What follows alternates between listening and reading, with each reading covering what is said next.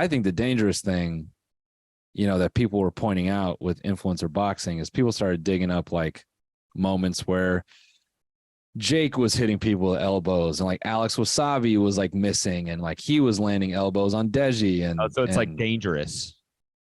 That's what I think is the biggest thing here is it's great that these guys want to get in there and put their names on the line and this and that, but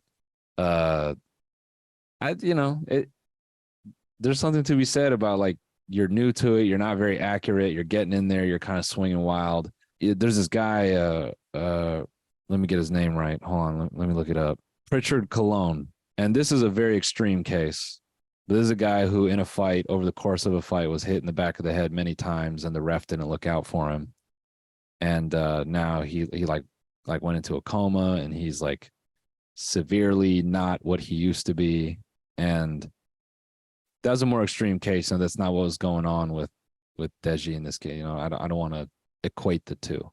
But I do think there is something to be said about influencer boxing in that they are not seasoned veteran boxers. Like, even if when you're coming up as a boxer as a kid and you're like training in a gym, and I'll shut the fuck up about this in a second, but I think when you're doing that, there's a coach telling you like, hey, you have to be able to hit the target here and you have to be able to put your hands here. If you hit someone in the back of the head in a fight, you're going to get disqualified for that. You know what I mean? Like, there's kind of like rules of engagement that are being worked through and conditioned with each of these people. And when you're kind of putting on your own promotions and they're not like,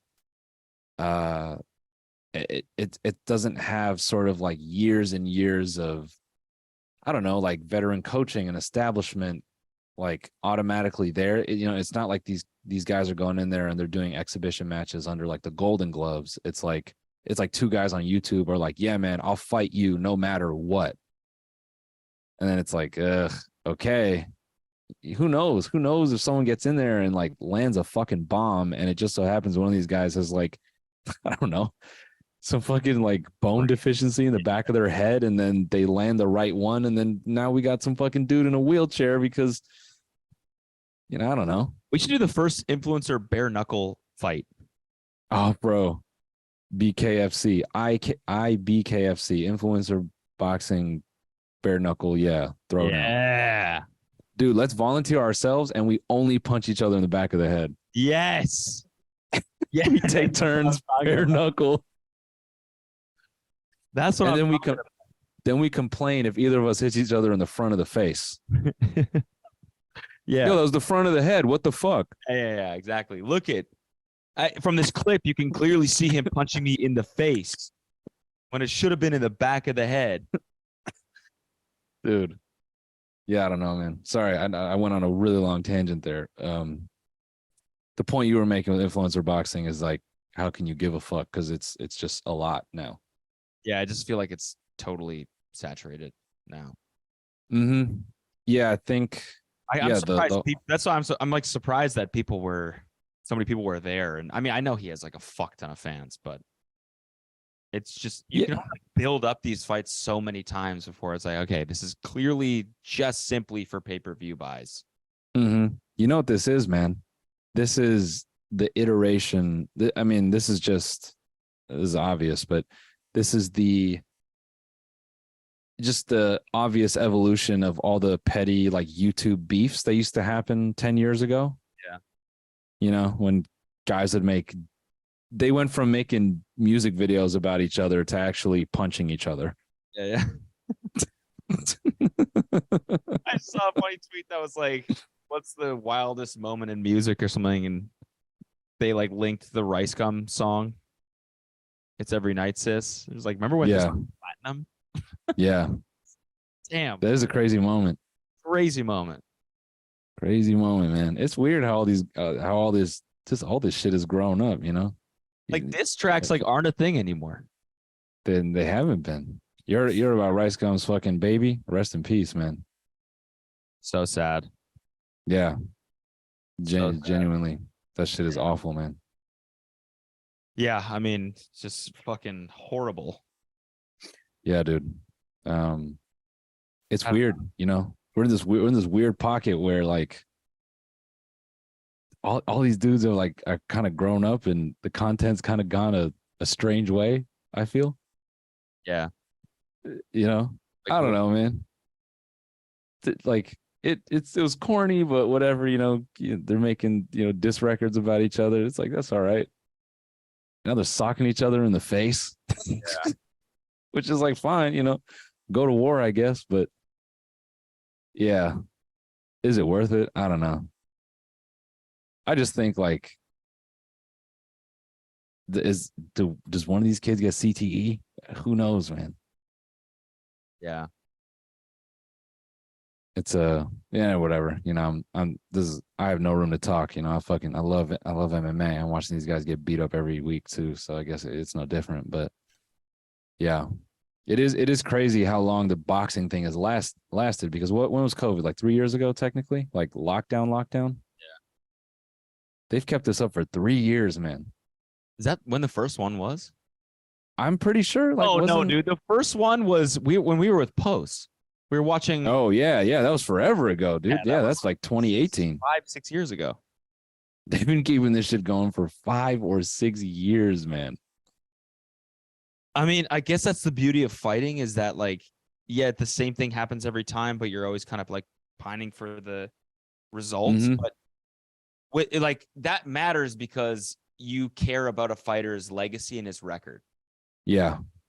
And you want to cheer for him in the future and see him Yeah. take on better people. But in this case, that's not a thing, because it's like the legacy and the record means fucking nothing. Yeah. They're not, it's not their thing. Yeah.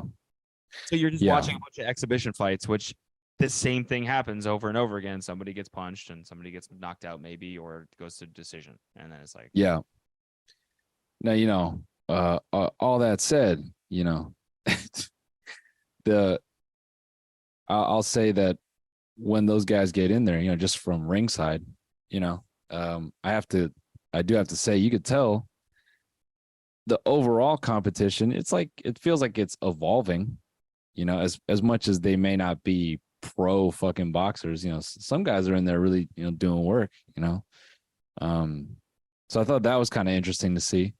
Like the dude Anthony Taylor and Salt Poppy, that looked like a very competent matchup. And even fucking Deji and that guy Swarms, that looked like a decent, like it looked like two guys that had been working, like, to learn how to fight. I thought Salt Poppy was this guy. I was like, oh, nah. He fought a YouTuber? No, man. I love Salt Poppy. That's my guy. Yeah. He's Salt Poppy. hilarious, man. This guy, right? Yeah. But he, him, I think he's been training since he's like 12, and Anthony Taylor has legitimate like amateur boxing experience. So they naturally looked like a competent boxing match in there. But that dude Swarms, that fucking JJ knocked out like some months ago, that guy looked much, much better than he did in his previous fight. So I felt, came a long way in a very short amount of time. Maybe these guys can just rinse this over and over and over again. Just find different. I think they can. As long as they keep finding people with audiences that haven't done this before, like, I guess this is infinitely repeatable. I think it just gets questionable if they start trying to charge those, those really crazy pay-per-view prices, $80, $90, $100. That's when it's okay. This better be some fucking entertainment, Yeah. But I think for $20, watching some YouTubers that punch each other in the head, it's even if they're not great, it's pretty undeniable entertainment. It's good conversation. You can argue with people for at least a few days about it, Yeah. So, but either way, I'll say this though, all things considered, that is a tough ass type of entertainment to pull off.